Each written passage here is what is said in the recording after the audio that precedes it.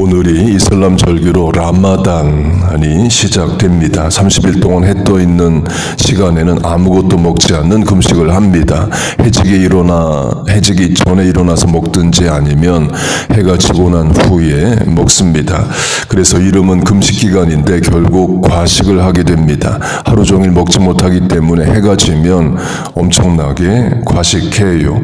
또 수술해야 하는 의사들의 경우는 잘 먹고 정신 바짝 차려서 집중력 있게 수술해야 되는데 의사가 배고프면 집중력이 떨어지죠. 그러니까 라마단 기간에 수술하는 의사들이 또 문제가 되기도 합니다. 다음 주 수요일부터 사순절이 시작됩니다. 사순절의 중요한 실천 중 하나도 금식이죠. 곧 올해는 기독교의 사순절과 이슬람의 라마단 금식 기간이 23일 겹치게 됩니다. 본문이 맹세하지 말고 예면 예 아니면 아니요 하라를 말합니다. 예수님의 마태복음 5장의 말씀을 인용한 거예요. 예수님이 맹세에 대해서 마태복음 5장과 23장에 대해서 말씀을 하십니다.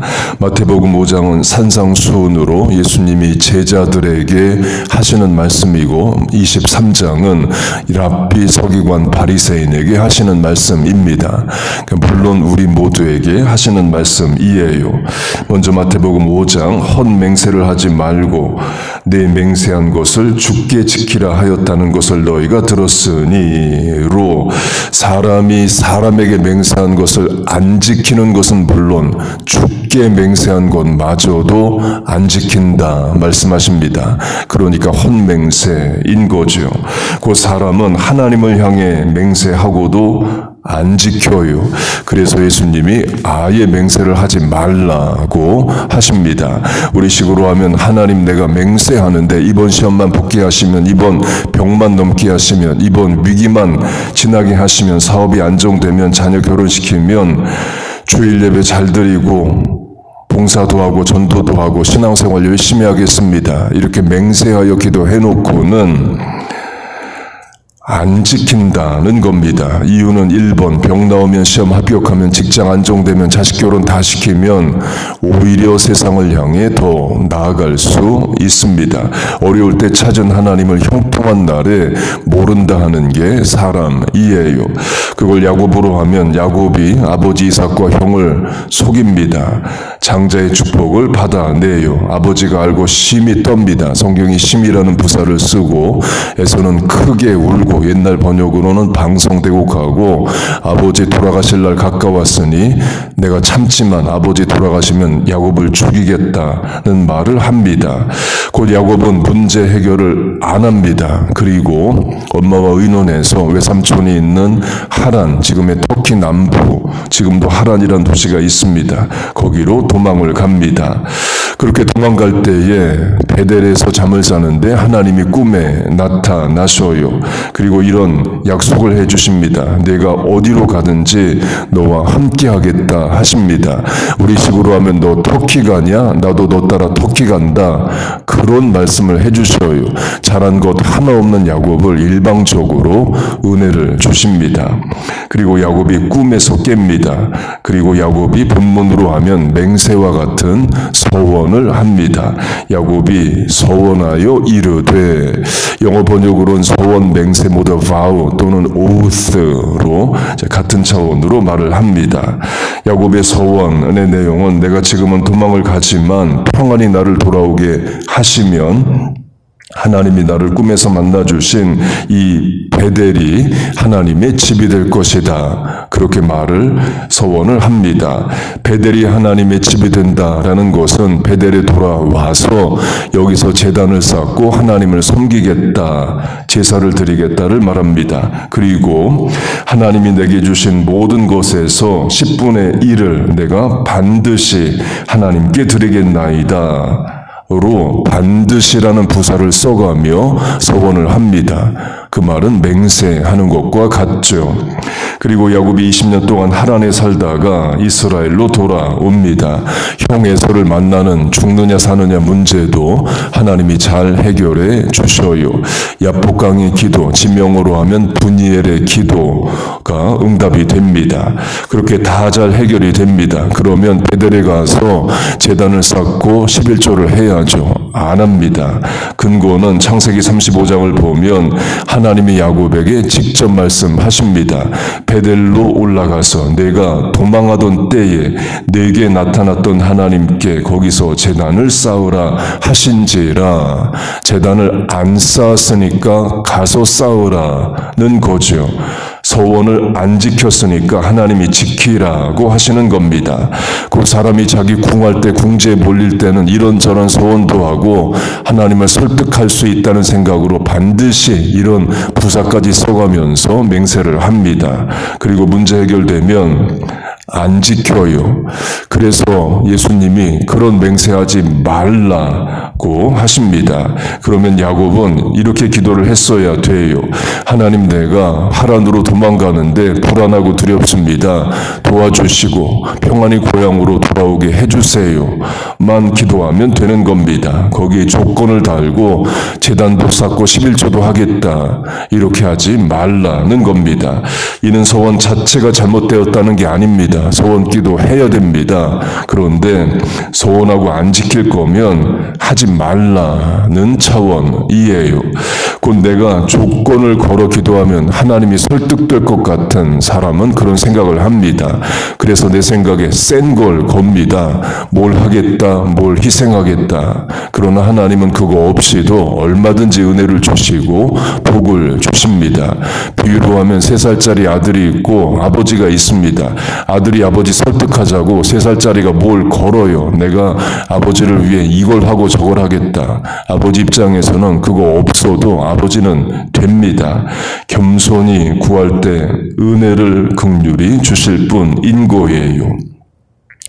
그렇게 1번이 시험에 합격하고 병이 낫고 문제가 해결되면 신앙생활 잘하겠다 서원 맹세하지만 안 지킨다, 세상으로 더 나갈 수 있다가 1번이고 2번의 경우도 있습니다. 시험에 합격하게 해주시면 이거 하겠습니다. 서원했는데 시험에 합격을 못했어요. 사업에 이 위기를 넘게 하시면 이런 봉사하겠습니다. 맹세했는데 사업이 계속 안 됩니다. 그러면 하나님이 내 소원을 안 들어주셨으니까 내가 한 서원 맹세를 지켜야 되나요? 안 지켜야 되나요? 정답은 자기 맘대로 합니다. 지금 급할 때는 하나님께 이걸 하겠다 저걸 하겠다 맹세해놓고 문제 해결돼도 안 지키는 사람의 본성이 내가 소원을 했는데 하나님이 안 들어주셨는데 소원을 지키겠느냐는 거예요. 그래서 예수님이 아예 맹세 자체를 하지 말라고 하십니다. 그냥 겸손히 구하는 겁니다. 하나님 시험에 합격하게 해주세요. 사업이 잘 되게 해주세요. 그렇게 기도하면 됩니다. 시험에 합격하면 그때부터 예배 잘 드리겠습니다 하지 말고 시험 준비하면서 예배 잘 드리는 겁니다. 사업이 잘 되면 그때부터 봉사하겠습니다 하지 말고 봉사 열심히 하면서 사업도 열심히 하는 거예요. 그러면서 은혜를 구하는 겁니다. 곧 하나님이 내게 해주시는 거 보고 나도 거기에 반응해서 하겠다는 바른 신앙이 아닙니다. 그건 give and take, 세상에서 딜, 거래하는 비즈니스이죠. 하나님은 우리와 비즈니스하는 분이 아닙니다. 일방적으로 은혜를 주시고 긍휼히 여기시는 분이셔요. 아들과 아버지로 하면 하나님은 우리의 아버지가 되십니다. 부모 자녀 관계는 비즈니스 관계가 아닌 거죠. 우리는 아버지 되신 하나님을 사랑하고 헌신하고 충성하고 자녀의 권세로 겸손히 구하는 겁니다. 그리고 아버지가 자녀를 긍휼히 여기고 은혜를 주시듯이 하나님은 그렇게 우리를 대해 주셔요. 그렇게 마태복음 5장에서 산상수훈에서 제자들에게 맹세에 대해 말씀을 하시고 이번엔 23장에서 유대 종교 지도자들에게 맹세에 대해서 말씀을 하십니다. 23장에 랍비 바리새인 서기관이 반복해서 나오고 그들을 향해 화 있을진저 벌받을 자들아를 7번 말씀하십니다. 맹인 외식하는 자 곧 위선자 회칠한 무덤 독사의 새끼들을 반복하셔요. 곧 그들의 죄를 지적하십니다. 그 죄에 맹세의 죄가 있어요. 성전으로 맹세하면 아무 일도 없거니와 성전에 금으로 맹세하면 지킬지라 하는도다. 제단으로 맹세하면 아무 일도 없거니와 제단 위에 있는 제물로 맹세하면 지킬지라 하는도다. 영어 번역으로는 성전이나 제단으로 맹세하는 것은 nothing 또는 not binding, 구속력이 없다, 안 지켜도 된다. 그러나 금으로 또는 제물로 맹세하는 것은 binding, 지켜야 된다로 번역을 합니다. 그 이상한 논리이죠. 내가 부모님의 이름, 집안의 명예로 맹세하는 건 안 지켜도 되고 부모님의 통장에 있는 돈을 걸고 맹세하면 지켜야 된다와 같습니다. 또는 나를 믿어, 내 인격을 믿어라고 약속한 것은 안 지켜도 되지만 내가 갖고 있는 부동산을 믿어, 동산을 믿어, 이건 지켜야 된다와 같습니다. 곧 맹세에도 지켜야 될 맹세가 있고 안 지켜도 되는 맹세가 있다.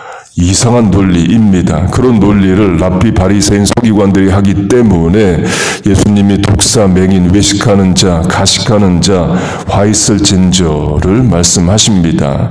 요새식으로 하면 신학교 교수, 목사 중에 이상한 교리, 신학을 말하는 자들 많습니다.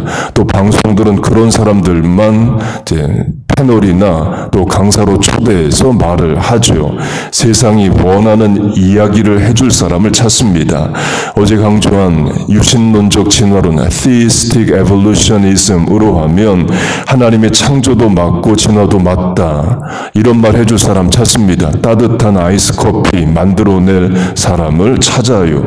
예면 예, 아니면 아니요 하라가 아니라 예와 아니요의 중간을 만들 자를 찾습니다. 미상불, 아닌 게 아니라 그럼 뭐냐 이런 말을 하는 사람들 찾습니다. 그렇게 유신론적 진화론을 교회가 주장해주면 진화론자, 무신론자, 불신자들이 교회에 올까요? 안 옵니다. 도리어 교인들이 믿음을 잃어요. 동성애도 마찬가지입니다. 교회가 동성애 지지해주고 찬성해주면 동성애자들이 예수 믿느냐는 거예요. 도리어 내 자녀가 믿음을 잃습니다. 교회는 교회가 해야 할 말을 하고 성경 말씀을 가르치는 겁니다. 그래야 내 믿음 지키고 자식 믿음 지킵니다. 에스겔 2장은 듣든지 아니 듣든지 전하라고 말씀합니다. 그 세상은 우상 숭배자는 안 들어요. 안 듣는 사람에게도 왜 전하라 하시느냐? 전하는 내가 믿음이 지켜지기 때문입니다. 교회가 목사가 진화론 동성애에 대해 성경적 가치를 말하면 진화론자, 동성애자, 세상 사람들 안 듣습니다. 여기 와 있지도 않죠. 안 듣는데 왜 목사는 설교하느냐? 듣는 여러분의 믿음이 지켜집니다. 교회의 건덕과 신앙의 바른 것이 지켜지고 세워지는 거예요. 나라 망할 때의 선지자 예레미야로 하면 예레미야가 예루살렘 성에서 매일 외칩니다. 한 명이라도 듣고 회개하면 하나님이 심판을 면하겠다 하십니다. 그런데 결국 망해요. 그 말은 한 명도 듣고 회개를 안 한다는 거죠. 곧 나라 망할 때, 인생 망할 때의 특징은 고착화가 됩니다. 믿음 있는 사람 계속 그 믿음 지키고 없는 사람은 계속 없어요. 그렇게 안 듣는데도 왜 하나님은 예레미야에게 전하라 하시느냐? 전하는 예레미야의 믿음이 지켜집니다. 그리고 이미 믿음이 있는 성도들의 믿음이 더 온전해져요. 성전으로 맹세하면 아무 일도 없거니와 성전에 금으로 맹세하면 지켜야 된다. 그런 논리가 예수님 때 있어야 했다 말씀을 드렸는데요. 실사판 라이브 액션으로 하면 A가 B에게 맹세하여 약속을 했습니다. 그런데 안 지켰어요. 그래서 법정에, 성경으로 하면 산헤드린 공의회에 왔다고 해보세요. 재판관이 묻습니다. A가 맹세를 안 지켰다고 B가 주장하는데 A는 어떤 맹세를 했느냐? A가 답을 합니다. 성전을 걸고 맹세를 했습니다. 그럼 재판관이 이렇게 답을 합니다. Not binding, 구속력이 없다. 성전 걸고 맹세한 건 안 지켜도 된다. 반대로 B가 말합니다. A가 성전에 금을 걸고 맹세를 했습니다. 그러면 재판관이 binding, 구속력이 있다, 꼭 지켜야 된다, 이렇게 판단을 한다는 겁니다. 이상하죠. 예수님 이렇게 말씀하십니다. 성전에 금이 거룩한 이유는 금 자체가 아니라 성전 안에 있어서다. 금이 더 귀하냐, 성전이 귀하냐, 이렇게 말씀하셔요. 당연히 성전이죠. 금의 가치는 시장에 있으면 시장의 금입니다. 성전에 있기 때문에 성전의 금으로 거룩한 거예요. 금 자체가 거룩한 게 아니라 금을 거룩하게 하는 성전이 귀하다는 거죠. 그런데 성전으로 맹세하면 안 지켜도 되고 금으로 맹세하면 지켜야 된다가 당시 유대 종교 지도자들의 논리였습니다. 이해가 안 되죠. 그래서 예수님이 하지마, 너희들 하지마, 이런 식으로 아예 맹세를 하지 말라 하십니다. 곧 영적으로도 세상적으로도 혼란하고 무질서한 시대를 예수님 때도 그랬고 지금도 마찬가지이에요. 하나님께서 말씀의 분명한 가치와 신관으로 우리와 자녀들 교회를 지켜주시기를 바랍니다.